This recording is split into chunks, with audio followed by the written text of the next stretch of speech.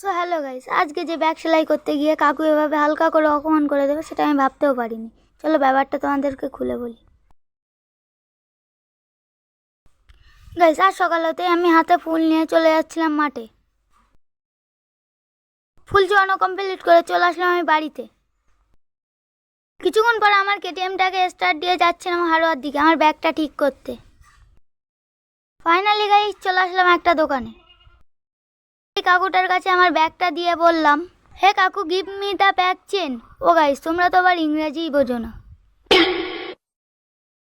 Bag সারানো complete করে এখান থেকে একটা আলুর চিপ নিয়ে নিলাম আর একটা ক্যাম্পা। বাড়ি এসে দেখি যে গাইস ইফতারের টাইম হয়ে গেছে, তাই রেডি হয়ে যাচ্ছিলাম ইফতার করতে। ইফতার করা কমপ্লিট করে তরমুজ খেতে খেতে আজকের মিনি ব্লগটা শেষ করলাম। বাই।